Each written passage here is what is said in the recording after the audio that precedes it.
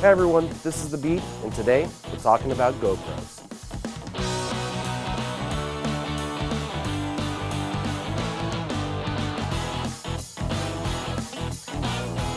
GoPros have been around for a while now, but honestly, these things have come a long way from when they first started, which actually when they released, they were kind of a miracle, and then they started to fall off. But now I think I'm a fan again. There's so much more that you can use these things for than, let's just say, filming yourself dirt biking. So I'm gonna put these things to a stress test. I'm gonna test out stabilization on these things, compare the HERO7 to the HERO8, and so let's check it out. So to test these things out, Robbie and I actually went to a go-kart track. We took a whole bunch of GoPros, we outfitted his cart with a bunch of HERO7s, and then my cart with a bunch of HERO8s to kind of give a stress test, a comparison between the two.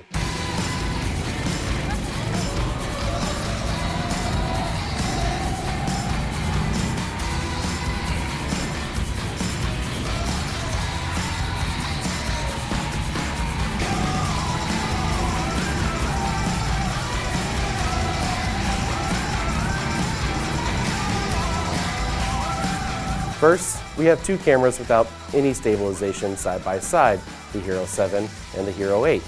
And this is just for a control.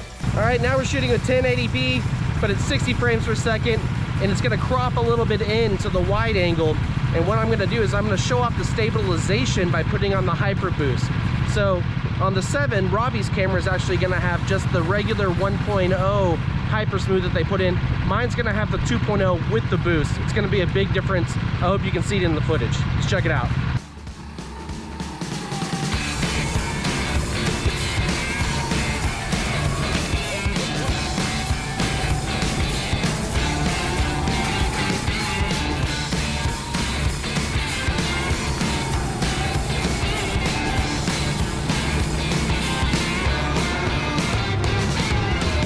I should note that I did use the boost mode on the HERO8 GoPros, which does crop the image in, so it helps with the stabilization. In fact, on some points, especially on the turns, it almost feels like the camera is panning, which is impossible because these things were locked down and stationary. And we may have actually lost a take along the way.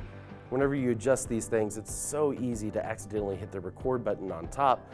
I know I've done it quite a few times. And I think someone else, while it was recording, was trying to adjust one of the GoPros, may have turned it off, and then we didn't find out about it until it was too late. And just looking at that footage should be reason enough to throw one of these things in your kit. Honestly, it's a wide shot that's 4K, it's well stabilized, and if you were to damage or lose it, you wouldn't be out much of a financial loss. But not just that, let's talk about BTS footage. So next time you find yourself on set, doing something personal or working for a client, if they're cool with it, throw up a GoPro, take a time lapse maybe, share it on social media. It can only help you. That's another great reason to have one of these things in your kit.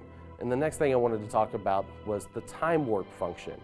And to talk about the TimeWarp function, I think it's best that we head back to the track.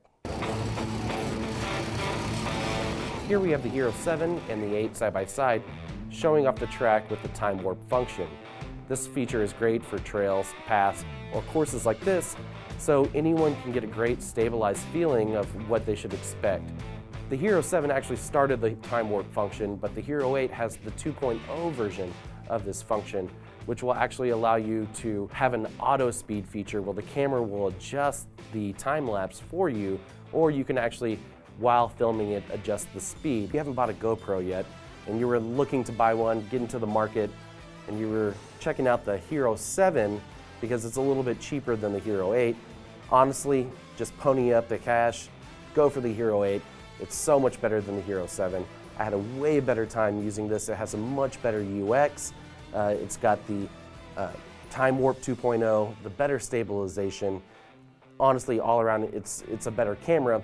And you can ditch the outside bracket, which you have to attach this thing to, because the HERO8 has the built-in magic fingers so that you can attach it directly to any of your accessories, and this is actually huge. With that being said, I do think the magic fingers on this GoPro are actually a little bit too flimsy.